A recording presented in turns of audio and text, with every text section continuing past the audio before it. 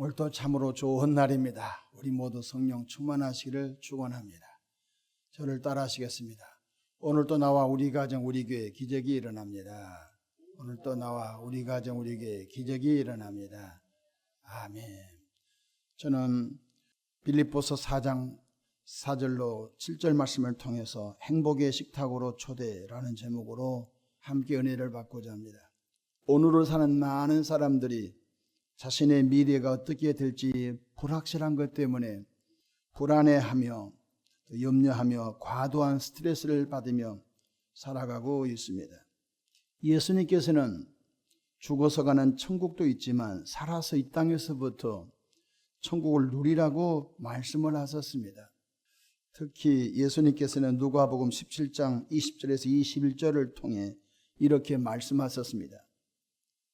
누가복음 17장 20절로 21절 바리새인들이 하나님의 나라가 어느 때에 임하나이까 묻거늘 예수께서 대답하여 이르시되 하나님의 나라는 볼 수 있게 임하는 것이 아니요 또 여기 있다 저기 있다고도 못하리니 하나님의 나라는 너희 안에 있느니라고 말씀하셨습니다. 우리 그리스도인들이 죽어서 가는 천국만 생각하는데 그것은 신앙생활 복을 반밖에 못 받은 것입니다. 죽어서 가는 천국 주님께서는 이 땅에서부터 누리라고 말씀하셨습니다. 그러면 천국은 표현할 수가 없는 곳인데 성경에서 천국을 표현한 말씀이 하나 있습니다. 로마서 14장 17절에 보면 하나님의 나라는 먹고 마시는 것이 아니라 오직 성령 안에서 의와 평강과 희락이라고 했습니다. 기쁠 희자 즐거울 학자 평안할 우리의 심령이 평안하고 우리의 심령이 즐겁고 우리 심령이 기쁘고 과연 가능할까요? 성경은 계속 말합니다. 외부적인 환경 때문에 내 마음이 기쁘고 외부적인 환경 때문에 내 마음이 즐거운 것은 아닌 것입니다. 그것은 불신자들도 할 수 있는 것입니다. 그렇다면 어떻게 하면 스트레스를 이기고 주님이 주신 행복의 식탁으로 우리가 초대되어 이 땅에서부터 남들이 알지 못한 그 행복, 그 천국을 누리면서 살 수 있습니까? 첫 번째로 항상 주 안에서 기뻐하는 삶인 줄로 믿으시기를 바랍니다. 정말 그것이 가능할까요? 예, 정말 가능합니다. 우리들이 진정으로 예수 그리스도 안에서 죄 용서함을 받았다고 한다면, 진정으로 죽었던 영혼이 거듭났다고 한다면, 진정으로 우리가 예수 이름으로 구원받고 하나님의 자녀가 되고 천국 백성이 됐다라고 하는 확신이 있다면 가능합니다. 누가 가능했습니까? 우리 믿음의 선배 사도 바울이 그것을 증명해 준 줄로 믿으시기를 바랍니다. 사도 바울은 복음 전하다가 로마로 압송을 당하여 깊은 감옥에 지금 감금되어 있습니다. 여러분 평생 결혼도 안 하고 다메섹 도상에서 예수님 만나고 매를 맞고 돌에 맞고 뱀에 물리고 배가 파손되어 바다에 둥둥 떠 있기도 하고 동족들에게 죽임을 위협을 받았던 사도 바울이 나 예수 믿고 이렇게 고통스러워서 그런 말 한 것이 아니라 나의 나됨은 하나님의 은혜였습니다. 할렐루야. 깊은 감옥에 있는 그 너무너무 매를 많이 맞아서 노년에 얼마나 삭신이 쑤시고 힘들었겠습니까? 그럼에도 불구하고 사도 바울은 주 안에서 항상 기뻐하라고 말씀을 하신 줄로 믿으시기를 바랍니다. 사도 바울은 그의 서신서에 전에는 이제는 이런 화법을 많이 쓰고 있습니다. 자, 점검해 봅시다. 우리가 전에는 마귀 자녀였고 우리가 전에는 어둠의 자녀였으나 우리가 전에는 진노받을 자녀였으나 이제는 예수 그리스도 안에 하나님의 자녀가 되었고 축복받을 왕같은 제사장 된 줄로 믿으시기 바랍니다. 그렇다면 우리는 주 안에서 항상 기뻐할 수가 있는 것입니다. 전에는 우리가 죄인이었으나 율법의 종되어 무서움의 종되어 죄인 되었으나 이제는 주 예수 그리스도 안에서 의와 생명으로 용서받은 주의 백성들 된 줄로 믿으시기를 바랍니다. 생명의 성령의 법으로 죄와 사망의 법에서 저와 여러분이 해방됐다는 걸 깨닫기를 바랍니다. 여러분, 율법 시대에 613가지 율법을 지키려고 얼마나 끙끙거렸을까요? 하나만 어겨도 죄인이거든요. 그러니 자유가 있었겠습니까? 613가지 버려라, 취하라, 가라, 가지 마라, 얼마나 힘들었겠습니까? 613가지를 다 지켰어도 사도 바울은 내가 율법으로 완전한 자였다, 다 지켰는데도 기쁨이 없었어요. 그런데 바로 예수 그리스도를 구주로 믿고 영접함으로 말미암아 사도 바울의 삶은 나는 용서받은 의인이고, 나는 하나님의 자녀요, 나는 천국 백성이요, 나는 바로 기업을 이을 자다, 할렐루야, 영원한 기업을 이을 상속자가 되었다고 말씀하신 줄로 믿으시길 바랍니다.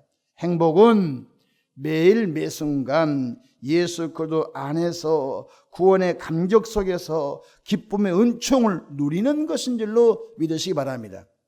그렇습니다. 저를 한번 따라 하십시다. 나는 행복한 사람이 되었습니다. 여러분, 행복은 누가 가져다 준 것이 아닙니다. 행복은 목사님이 가져다 준 것도 아니고, 남편이 가져다 준 것도 아니고, 아내가 가져다 준 것도 아니고, 대통령이 가져다 준 것도 아닌 것입니다. 저를 따라 하십시다. 나는 행복한 사람이 되었습니다. 이렇게 고백하라는 것입니다. 이미 여러분이 행복자인 것입니다. 여러분이 행복자였는데 성경은 입으로 시인할 때 그 행복을 누린다고 말씀해 주고 있습니다. 아, 오늘 기분 나빠 죽겠어. 그 사람 자기 스스로 기분 나쁘다고 했기 때문에 하나님이 하루 종일 기분 나쁘게 하십니다. 너희 말이 내 귀에 들린 대로 내가 행하리라. 하나님 우리 말을 듣고 그 말대로 해 주겠다는 것입니다. 잠언서 15장 13절, 마음의 즐거움은 얼굴을 빛나게 하여도 마음의 근심은 심령을 상하게 하느니라.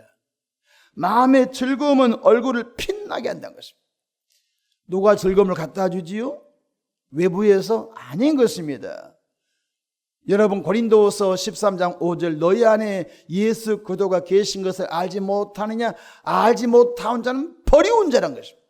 예수 그리스도를 모셔들었습니다. 어떤 예수? 나에서 죽으신 예수, 나에서 부활하신 예수, 나를 생명으로 인도하신 그 예수님이 내 속에 있는 걸 늘 발견하고 주님과 동행하는 삶을 살기를 축복합니다. 잠언서 17장 22절에 마음의 즐거움은 양약이라도 심령의 근심은 뼈를 마르게 하느니라. 마음의 즐거움은 보약 한 첩 먹은 것보다 낫다는 것입니다. 그래서 성경은 항상 기뻐하라, 주님이 이렇게 말씀해 주셔서 오늘 본문 4장 4절, 주 안에서 항상 기뻐하라, 내가 다시 말하니 기뻐하라. 그렇습니다. 행복의 식탁으로 나가시기를 바랍니다. 주님이 배설하신 행복의 식탁으로 나가십시오. 거기에 나가면 행복의 기쁨이 넘친 줄로 믿으시기를 바랍니다. 둘째로, 너그러운 마음을 갖고 살아가는 사람은 스트레스를 받지 않고 행복하게 살아갈 수 있는 것입니다. 행복은 재산이 많은 곳에 있지 않습니다. 할렐루야. 최근에 어떤 기사를 보고 씁쓸했습니다. 그 시아버지 되신 분이 며느리에게 상속을 줬어요. 근데 그 집에 딸들이 있었어요. 딸들이 반환 소송을 청구했습니다. 아니, 뭐 며느리만 사람이나, 아니 피가 섞인 딸들도 유산을 주지 않느냐. 뭔가 그 집안에 사정이 있었겠죠. 그래서 며느리들이 합세해서 재산 분할 상속을 위하여 재판을 청구한 걸 보고 씁쓸했습니다. 차라리 그 아버님이 줄 재산이 없었으면 형제지간에 끔찍한 일이 있지 않았겠지요. 행복은 재산이 많은 데 있지 않습니다. 제가 목회를 하면서 유심히 보니까 재산이 많은 집은 자손들이 반드시 등을 지고 재산이 많은 집은 자손들이 반드시 법정에 올라가게 된 것입니다. 여러분, 다시 돌이킬 수 없는 강을 넘어버린 거예요. 행복은 소유에 있지 않습니다. 우리는 속고 있는 거예요. 먹지 않고 입지 않고 헌금하지 않고 재산을 모읍니다. 모았는데 써보지도 못하고 자손들로 인하여 오히려 부모님의 버림을 당하고, 오히려 자손들이 그것 때문에 각을 지고 깊은 마음의 고를 가지고 살아가고, 후손들이 다시는 만나지 않는 그런 일들이 우리 주변에 얼마나 많은지 알 수가 없는 것입니다. 여러분, 너그러운 마음이 바로 우리의 심령을 행복하게 한다는 걸 깨닫기를 바랍니다. 가능할까요? 가능합니다. 누가?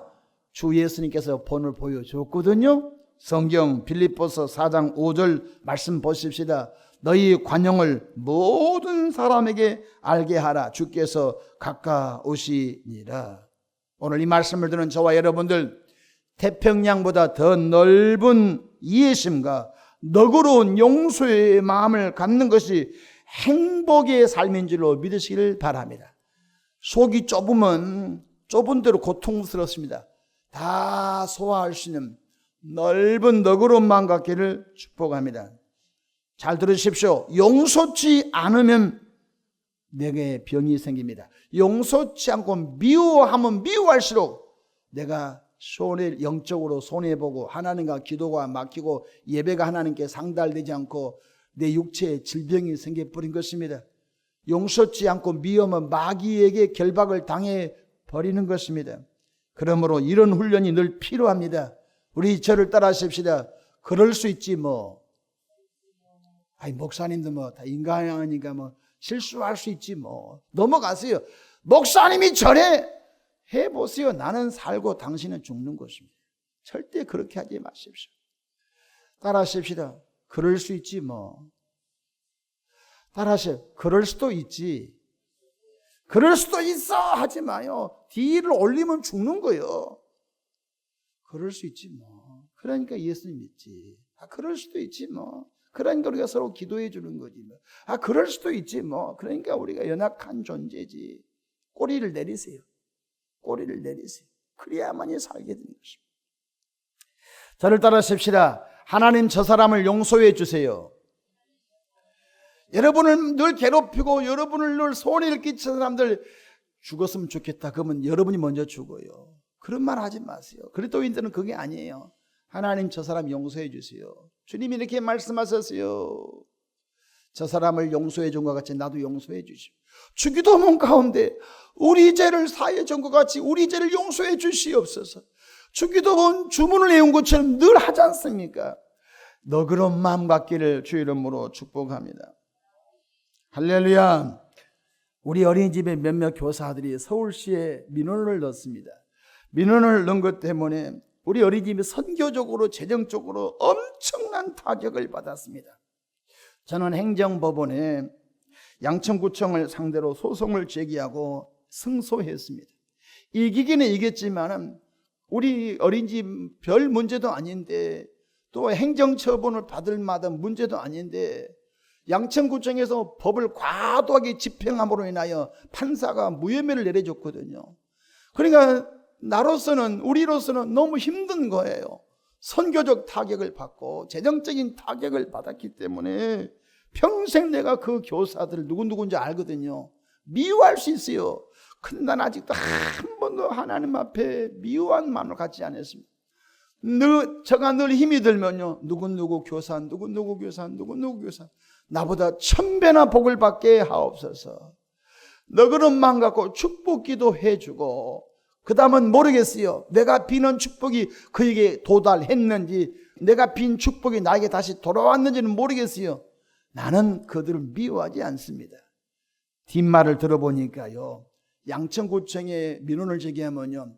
대충 될까봐 그들은 서울시에 민원을 제기했답니다. 어떤 교사가 서울시 민원을 제기하지 말고 복지부에 민원을 제기하자 그랬답니다. 야, 그 뒤에 있는 그런 말을 들어보니까 끔찍한 거 있지요. 여러분, 그럴 수 있지 뭐. 사람이니까 뭐 그럴 수 있지 뭐. 감정이 있으니까 뭐 그럴 수 있지 뭐. 아버지, 저 사람 용서해 주시 바랍니다. 제가 그 이후에 전화를 몇 통을 해봤더니 아직도 재취업이 안 돼가지고 그냥 노는 사람들 많이 봤어요. 굉장히 타격을 어떤 분은 평생 동안 사회복지단체에 취업이 불가능한 형을 받았습니다.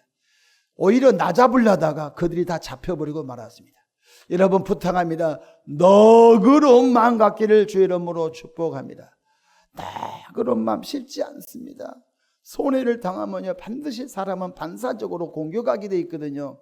주님이 말씀하셨습니다. 내가 너희를 사랑한 것 같이 너희도 서로 사랑하라 하신 줄로 믿으시기를 바랍니다. 70번씩 7번까지라도 용서하라고 하신 예수님의 말씀을 우리가 성령으로 실천해 가기를 축복합니다.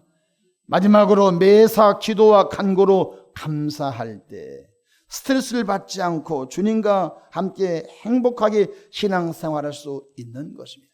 할 수 없는 것을 예수님이 시키지 않아요. 예수님께서는 할 수 있는 것만 우리에게 하라고 한 거예요. 또 할 수 있는 것도 우리 혼자 못하니까 보혜사 성령께서 도와주신 줄로 믿으시기를 바랍니다. 빌립보서 4장 6절로 7절 보십시다. 아무것도 염려하지 말고 다만 모든 일에 기도와 간구로 너희 구할 것을 감사함으로 하나님께 아뢰라. 그리하면 모든 지각에 뛰어난 하나님의 평강이 그것도 예수 안에서 너희 마음과 생각을 지키시리라. 주님이 나와 여러분의 마음과 생각을 지켜준다는 것입니다. 잡념이 들어오지 못하게 주님이 우리 마음을 지켜주시고, 염려가 들어오지 못하도록 주님이 내 마음을 지켜주시고, 미움이 들어오지 못하도록 주님이 내 마음을 지키고, 뭐 할 때 기도와 간구로 감사 기도할 때 주님이 우리 마음을 지켜주신 줄로 믿으시기를 바랍니다. 사실 기도는 나 도와주세요, 우리 자녀 도와주세요, 우리 가정 도와주세요, 내 인생 도와주세요, 이것만 기도라고 생각하죠. 그 사람은 기도에 입문하지 못한 사람입니다. 여러분, 예수 믿지 않는 분도 달을 보고서 우리 자손들 도와주세요, 도와달라고 합니다. 예수 믿지 않는 분들도 아침에 떠오르는 태양을 보고 뭔지 모르지만 태양을 보고 빕니다. 우리 가정이 좀 평안하게 해주세요. 예수 믿지 않는 분도 큰 나무 밑에 가서, 큰 바위 밑에 가서 빕니다. 여러분, 기독교인들의 기도는 뭔가 비는 것 플러스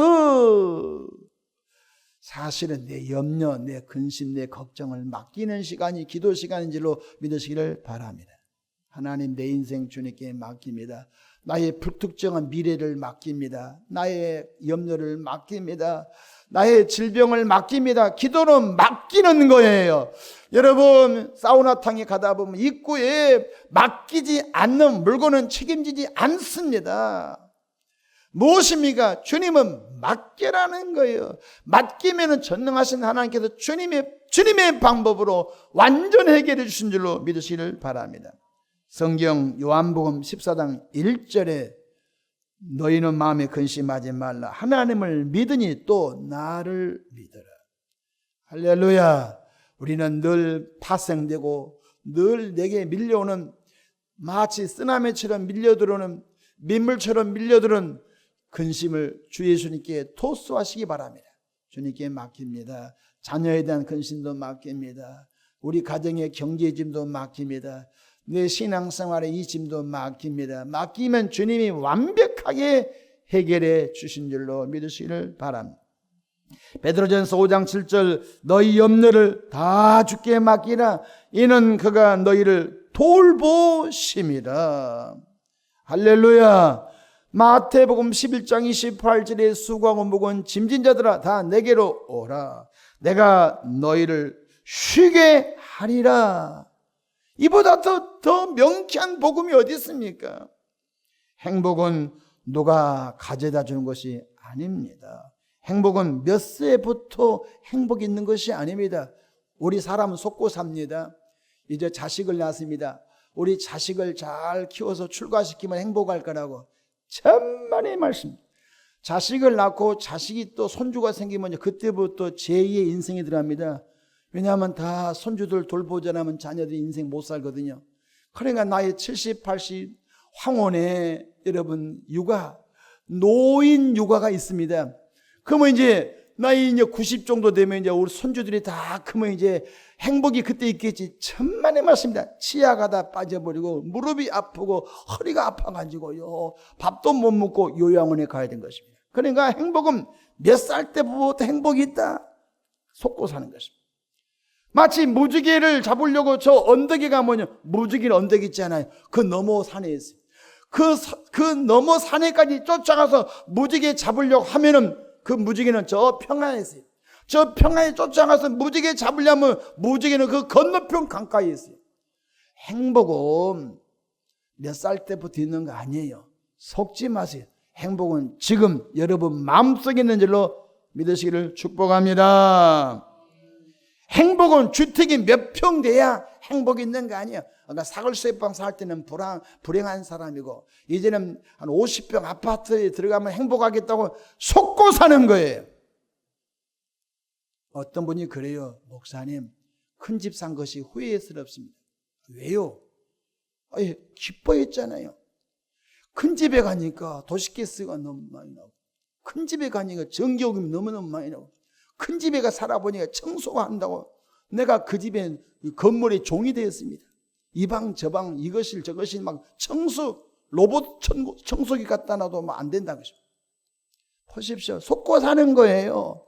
그 큰 집을 장만하려고 먹지 않고 입지 않고 헌금하지 않고 얼마나 노력했어요. 근데 그것이 자기가 화가 된 거예요. 여러분 기억하십시오. 행복은 주택에 평수에 있지 않아요. 행복은 돈에 있지 않은 걸 깨닫기를 주의 이름으로 축복합니다. 행복은 학력에 있지 않아요. 대학원을 나와야 행복이 있다. 거짓말이에요. 성경에 지식이 많은 사람은 고민이 많다고 자문이 말씀해 주고 있어요. 부탁합니다. 행복은 예수 안에 여러분 마음속에 있는 줄로 믿으시기를 바랍니다. 행복은 예수님께서 행복의 식탁을 준비했는데 나와라는 것입니다. 주께로 나와라.